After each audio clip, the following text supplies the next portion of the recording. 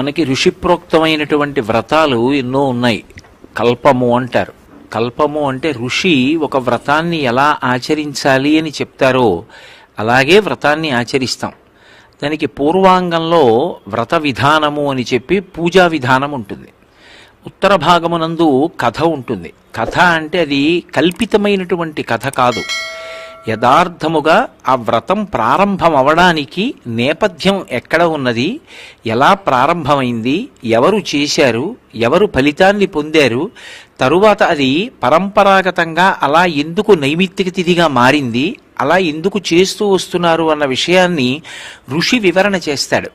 అలా వివరణ చేసి కల్పాన్ని ఇస్తారు. కల్పము అంటే ఆ వ్రతము ఎలా చెయ్యాలని నిర్దేశింపబడిందో అలా చెయ్యాలి తప్ప మరొక విధంగా మార్చి చెయ్యకూడదు.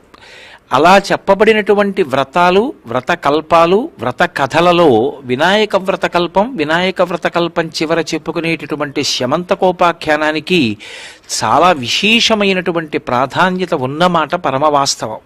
ఎందుచేత అంటే మిగిలిన కథలు ఇందాక నేను చెప్పినట్లుగా ఎక్కడ ప్రారంభమైంది, ఎవరు చేశారు, ఎలా చేశారు, తరువాత మనం ఎలా చెయ్యాలి, దానివల్ల వచ్చే ఫలితం ఏమిటి అన్నది చెప్తాయి.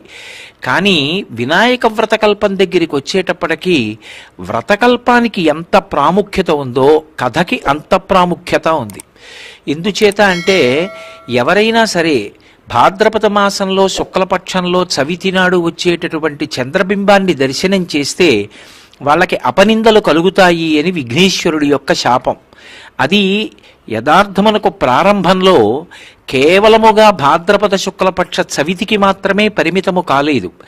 ఎప్పుడు చంద్రుణ్ణి చూసినా సరే అపనిందలు వస్తాయని శాపవాక్కు విఘ్నేశ్వరుడు విడిచిపెట్టాడు. తర్వాత కథాక్రమంలో కాలాంతరంలో చంద్రుని యొక్క అవసరం విశేషంగా ఉన్న కారణం చేత ఆయన ప్రకాశించకపోతే ఓషధులు శక్తిని పుంజుకోవు కాబట్టి లోకము ఇబ్బందిలోకి వెళ్ళిపోతోందని దేవతలు ప్రార్థన చేస్తే వ్రతకల్పాన్ని నిర్వహించినటువంటి చంద్రుడి పట్ల ప్రసన్నుడైనటువంటి విఘ్నేశ్వరుడు శాపావకాశాన్ని ఇచ్చాడు. భాద్రపద శుక్లపక్ష చవితి నాడు ఒక్కరోజు మాత్రమే శాపం అన్వయం అవుతుంది. మిగిలిన రోజులలో చంద్రుణ్ణి చూసినా సరే అపనిందలు రావు అని. కానీ ఒకానొకప్పుడు పరిపూర్ణావతారమైనటువంటి కృష్ణ పరమాత్మయే భాద్రపద శుక్లపక్ష చవితి నాటి చంద్రబింబాన్ని చూసిన కారణం చేత అపనిందలకి గురయ్యాడు. ఆ అపనిందలు పోగొట్టుకోవడానికి కృష్ణుడు బహుసమర్థుడు కనుక ఎంతో కష్టపడి అవి పోగొట్టుకోవడానికి కావలసినటువంటి పరిస్థితులను ఏర్పాటు చేసుకోగలిగాడు. అప్పుడు విఘ్నేశ్వరుడు ప్రత్యక్షమైతే నేను సమర్థత కలిగిన వాడను కాబట్టి ఇంత ప్రయత్నం చెయ్యగలిగాను, మరి సామాన్యులైన వారు ఎలా చెయ్యగలరు?